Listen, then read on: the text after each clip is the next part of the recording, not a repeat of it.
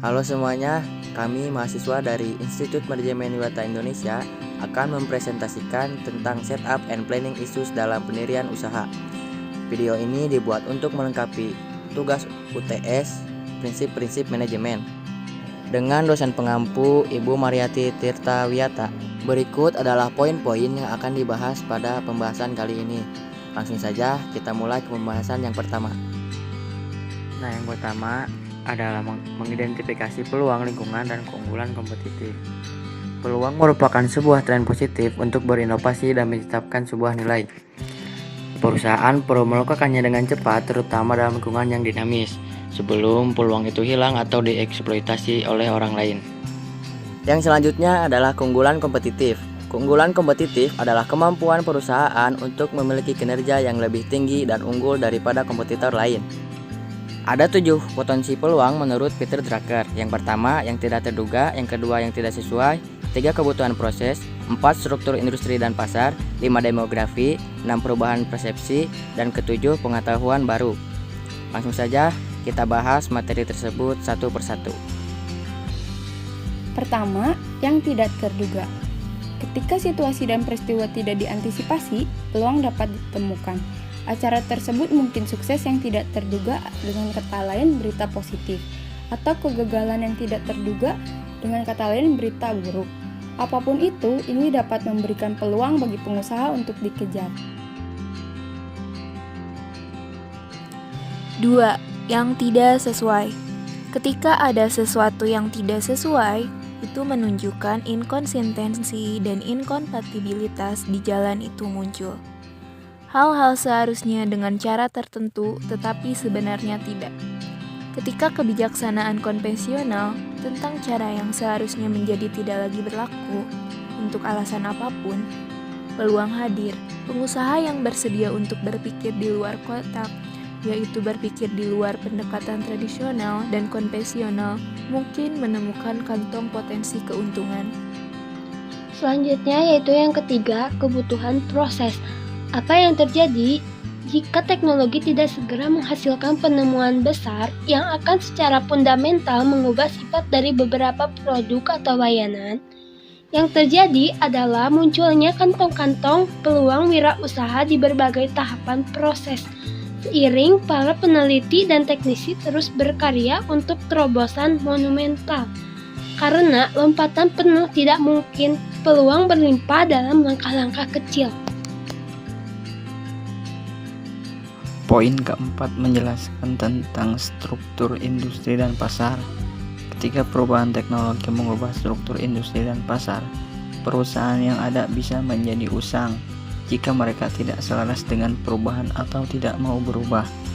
Bahkan, perubahan nilai sosial dan selera konsumen dapat menggeser struktur industri dan pasar.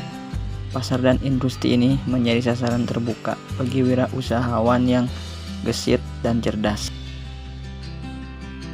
Yang kelima, demografi. Di sini dibahas karakteristik populasi dunia sedang berubah. Perubahan ini mempengaruhi industri dan pasar dengan mengubah jenis dan kuantitas produk. Perubahan ini cukup dapat diprediksi apabila kita tetap waspada terhadap tren demografi. Peluang wirausaha dapat diwujudkan dengan mengantisipasi dan memenuhi kebutuhan masyarakat yang terus berubah. Dilanjut dengan perubahan persepsi. Persepsi yaitu pandangan seseorang tentang realitas. Ketika terjadi perubahan persepsi, faktanya tidak berbeda, tetapi maknanya berubah.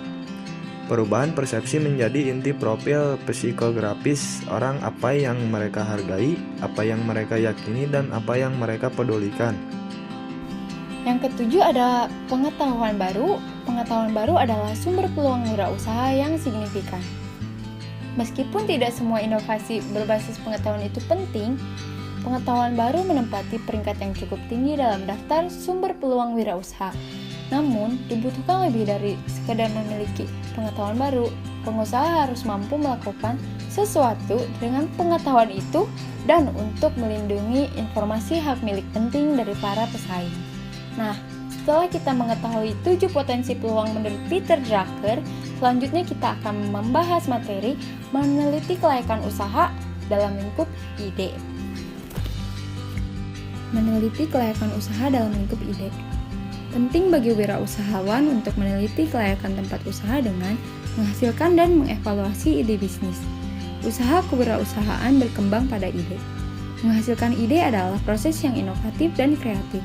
Ini juga akan memakan waktu, tidak hanya di tahap awal usaha kewirausahaan, tetapi juga di sepanjang kehidupan bisnis. Nah, dari mana datangnya ide? Selanjutnya adalah menghasilkan ide. Apa yang harus dicari pengusaha saat mereka mengeksplorasi sumber-sumber ide ini? Mereka harus mencari batasan dari apa yang saat ini tersedia, pendekatan baru dan berbeda, kemajuan dan terobosan, ceruk yang tidak terisi, atau tren dan perubahan. Berikutnya adalah mengevaluasi ide. Mengevaluasi ide-ide kewirausahaan berkisar pada pertimbangan pribadi dan pasar. Sebuah studi kelayakan harus memberikan deskripsi tentang elemen terpenting dari usaha kewirausahaan dan analisis wirausaha dari kelangsungan elemen tersebut.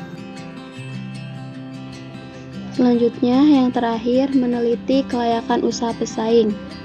Bagian dari meneliti kelayakan usaha adalah melihat pesaing. Apa yang ingin diketahui pengusaha tentang potensial mereka? Bisa dengan membuat pertanyaan-pertanyaan seperti berikut. Yang pertama, jenis produk apa atau layanan apa yang ditawarkan pesaing? Yang kedua, apa karakteristik utama dari produk atau layanan ini? Yang ketiga, apa kekuatan dan kelemahan produk mereka? Yang keempat, bagaimana mereka menangani pemasaran, penetapan harga, dan distribusi? Yang kelima, seberapa besar dan menguntungkan para pesaing ini? Jadi intinya, mengidentifikasi pesaing dari segi produk, pemasaran, dan juga kelemahan atau kelebihan produk layanan yang ditawarkan pesaing tersebut.